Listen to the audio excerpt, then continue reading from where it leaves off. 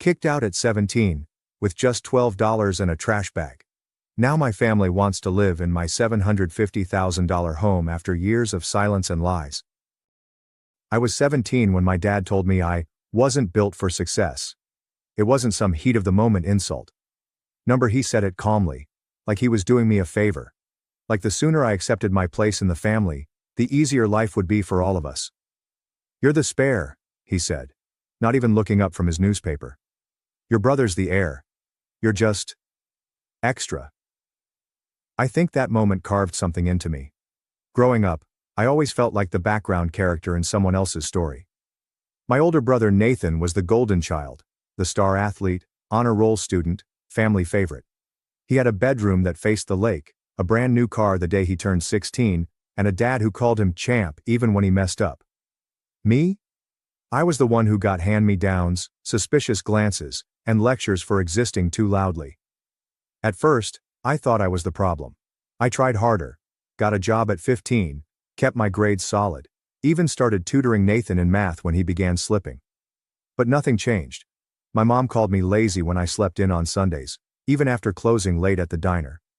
My dad said I had no ambition when I mentioned wanting to go into culinary school instead of college. And Nathan? He just smirked whenever they tore into me, like he was silently enjoying every dig. Things escalated the summer before my senior year. Nathan wrecked his car after a party completely totaled it while driving drunk. I was the one who found him crying in the garage, bleeding from his forehead, begging me not to tell mom and dad. I didn't. I took the blame. I told them I'd borrowed the car without asking, that I'd panicked and ran. I thought, maybe this would earn me some respect. Maybe they'd see I was capable of loyalty, of protecting the family. Instead, they kicked me out. My dad didn't even yell. He just pointed to the door and said, "Pack your things. You've embarrassed this family enough." That night I slept in a bus shelter 2 blocks away. The next morning, I walked back to grab my school backpack from the porch, only to find a trash bag with my clothes inside and a note that read, "You're on your own now. Learn something from this." No one checked on me. Not once. My mom told people at church that I'd chosen the streets because I was rebellious. Nathan went on vacation to Florida 2 weeks later, posting beach selfies like nothing had happened. I kept myself alive working double shifts at a convenience store, sleeping in the stockroom on cardboard when the manager wasn't looking. But you know what the worst part was? The silence. No birthdays. No Christmas cards. No, "How are you?" It was like I never existed. For 3 years. It was only after I got my associate degree in business through community college, after I'd moved 3 towns away and built a tiny freelance marketing business from a library Wi-Fi connection, that I finally felt like maybe, just maybe, I was free of them. Until last month. I got a text from my mom. Just one line. "Is that your face on the billboard off Route 9?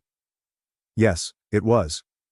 The local Chamber of Commerce had put me up as a young entrepreneur spotlight after I helped several local shops triple their online sales during COVID. It wasn't a huge deal in the big picture, but to me, it was everything. Proof that I wasn't a spare. That I was more than a shadow. 2 hours later, my dad called. I didn't answer. Then came the voicemails. From Nathan. From relatives I hadn't spoken to in years. All of them. Suddenly warm. Suddenly supportive. Suddenly curious about how I was doing. I didn't reply. Not yet. Because I knew. I just knew. They hadn't changed. They were only reaching out because they saw I had something they wanted. And sure enough, the next day, my mom called again. This time she left a message. "We're going through a rough patch.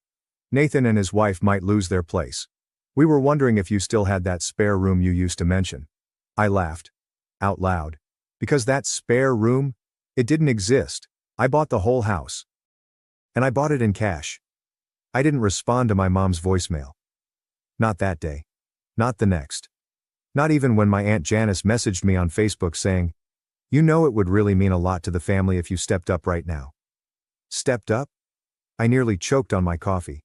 Where were they when I was sleeping under a bus shelter, Aunt Jan? It's funny how people love to use the word family, like it's a get-out-of-jail-free card. Like blood somehow erases everything they did, or didn't do. I didn't block them. I didn't rage post. I just stayed silent. But silence, apparently, wasn't enough. The following week, I came home from a client meeting and saw a familiar car parked across the street from my house. A silver Honda Civic. The same one my parents used to drive. I stared at it for a good 5 minutes before I even turned into the driveway. There was no mistaking it. And sure enough, sitting on the porch with a Tupperware container of what I assumed was guilt-laced banana bread, was my mother. She stood up when I got out of the car.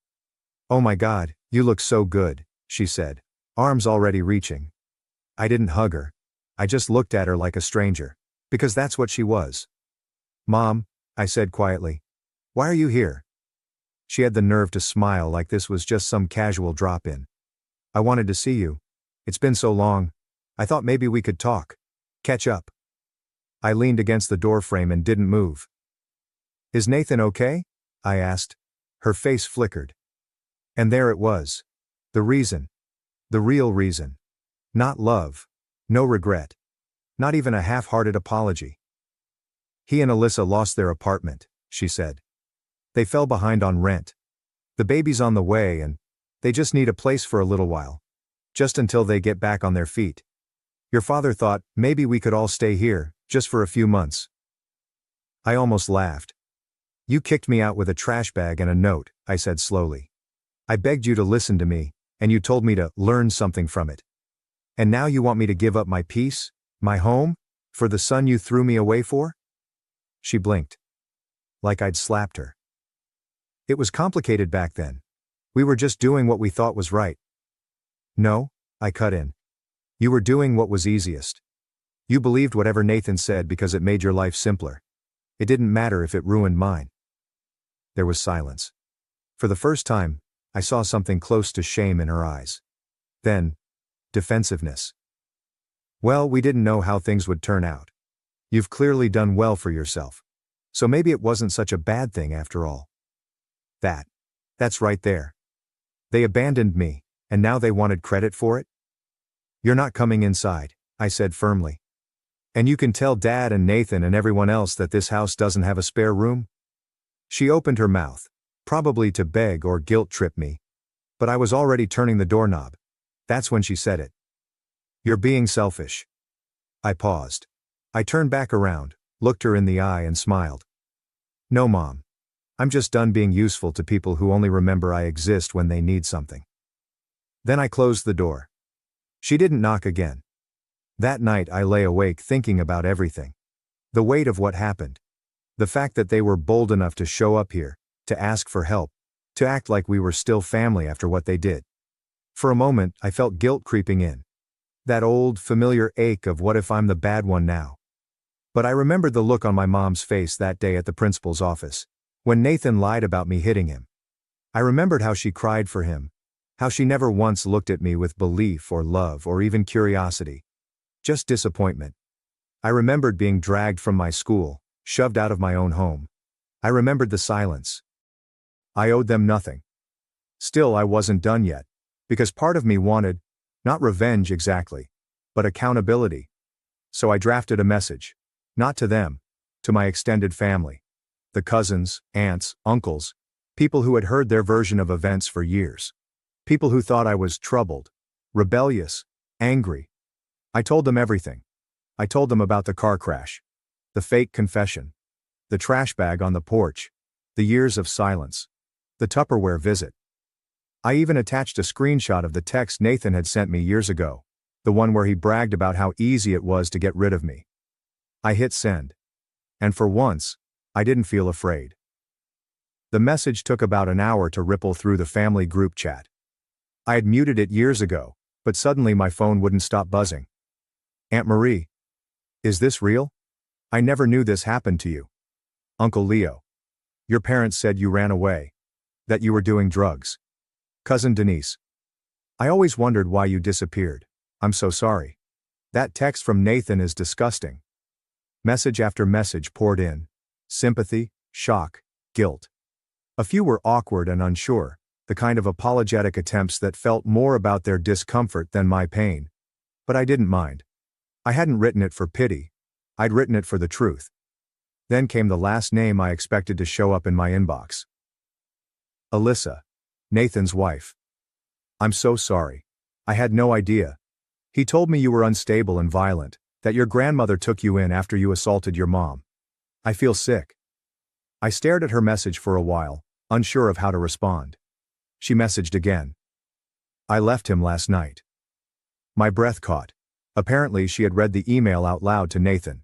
He laughed at first, then got defensive, then angry. Then he grabbed her phone, tried to delete it, and shouted at her for being naive. Alyssa, 7 months pregnant, and finally done being gaslit, packed a bag, and left for her sister's. She said my message snapped something in her. She saw the pattern now, and knew their baby deserved better. I didn't gloat. I just told her, you did the right thing. That should have been the end of it. But Nathan never did like being exposed. 3 days later, I was leaving my favorite coffee shop, just walking toward my car, when I heard someone call my name. I turned and saw him standing there. Nathan. He looked like a shadow of who he used to be. Unshaven, eyes sunken, wearing the same varsity jacket he'd had since high school, like he was still clinging to the last time anyone thought he was important.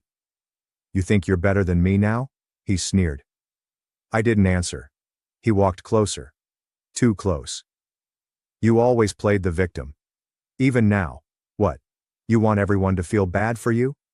You think anyone gives a damn about your sob story? I could smell the cheap beer on his breath. You lied, I said. Calm, quiet. Yeah? He laughed, bitter and sharp. So what? You survived, didn't you? You've got your big house and your little billboard, so quit crying. There was so much I wanted to say. I wanted to scream. I wanted to list every night I cried myself to sleep, every birthday I spent alone, every time I doubted my worth because of him. But I didn't. Because he wanted a scene. So I stepped around him, opened my car door, and said just one thing. You lied. I thrived. And now you have to live with that. I left him standing in the parking lot. That night, I had dinner with my grandmother. She was the only one who never needed proof. I told her everything, about the email, the messages, even the run-in with Nathan. She listened, her hands folded neatly in her lap, only nodding occasionally. After I finished, she reached across the table and held my hand. You did good, she said. That was all I needed. A week later, I got a certified letter from my parents' lawyer. Apparently, they were considering defamation proceedings over my email to the family. I laughed. Loudly. My own lawyer. Yes. I finally hired one for myself. Told me to relax. Their claims were baseless. Empty threats. The attached evidence alone, especially Nathan's own written admission, would bury them. I never heard back from their lawyer. They went quiet again. I guess when you stop being useful, you disappear. That's when I decided to do something I hadn't done in years. I framed the note they left on my trash bag that night. You're on your own now. Learn something from this. It hangs in my office now, right next to my Chamber of Commerce award. Some people frame their diplomas. I framed a warning, and turned it into a promise. Spare. That's what he called me. Just a spare. A ghost in the family photo. A seat left empty at dinners. A name barely said aloud unless it followed the phrase, "What's wrong with her?" But do you want to know the cruelest part of being a spare? Spare parts get recycled. And that's exactly what they tried to do. Recycle me. It began again with a knock. Not a voicemail, not a message. Not another car on the street. A knock on my door, just after dusk. I almost didn't answer it. But something in me needed to. When I opened it, I didn't see my father. I saw a man shrinking inside his own body. Gone was the gruff voice. Gone is the superiority. He stood there in a threadbare sweater, holding an envelope. Not a letter. A stack of papers. I'm signing over the house to you, he said, not even looking at me. Your grandmother said, you'd earned it more than any of us ever did. My grandmother. That was the moment I knew something was wrong. She's sick, he added, finally meeting my eyes. No preamble. No manipulation. Just a fact. Cancer. Stage 4. We sat in silence on my porch. The same porch where my mother once begged for a spare room. She didn't want to tell you, he muttered. Said it would distract you from your work. Said she was proud. proud. That word hit harder than anything else he could have said. I stared out at the garden she helped me build last spring. Lavender, rosemary and marigolds. She called it her living prayer. I could still see the faded gloves hanging over the fence where she forgot them last week. I swallowed my anger. Because this wasn't about them anymore. This was about her. She passed 3 weeks later. At home. My home. The one they once said I didn't deserve. I held her hand as her breaths grew shallower. She wasn't afraid. She just said, "Promise me you'll plant something new every spring. That's how you start over." And then she left me. But not before giving me the final gift. A truth I never expected. I found it in a small wooden box under her bed, sealed with a letter. Her handwriting. Slanted. Neat. Unmistakable. To the granddaughter they never saw. Inside was a stack of old journal entries. Yellowing paper. Notes dated from when I was 9, 11, 14, ages I had long tried to forget. She had written everything. My birthdays were ignored. The bruises. The lies. The way Nathan staged every accusation. The way my mother called me a mistake when she thought no one was listening. Proof. She had documented it all. And at the bottom of the box? A deed transfer for her house. Already notarized. Already signed. She had made me the sole heir. I didn't cry. Not because I wasn't devastated, but because her final act wasn't about sadness. It was justice. She had rewritten our legacy. The funeral was small. I kept it that way on purpose. No open invitation. No family circus. Just a list of names I knew would stand still during silence and not try to rewrite history. But of course, they came anyway.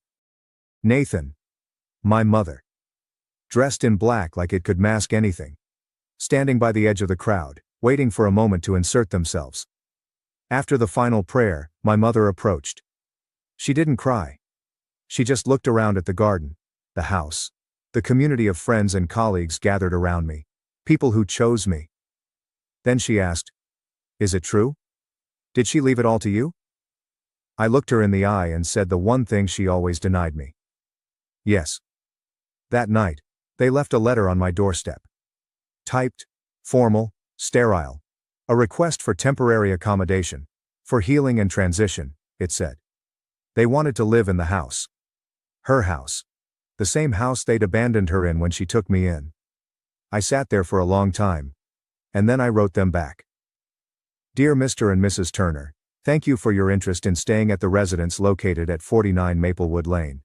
At this time, all rooms are currently occupied by peace, silence, dignity, and the long overdue scent of lavender. As such, we are unable to accommodate guests who abandoned these values in the past. May you find shelter in the structures you built with your choices. Kindly, the Spare No More. It went viral. Because I posted it, and for once, I told my own story. No edits, no shame, no revenge, just the unfiltered truth. People shared it, stitched it, messaged me. Not for drama, but for relief. Because I wasn't alone. There are so many of us. So many spares. Who was actually the whole damn engine? Today I walked through my grandmother's garden and planted something new. Just as I promised. A single white rose bush, named Rebirth. And this time, the story doesn't end with exile or anger. It ends with roots. Because I am not a spare. I am the seed that survived.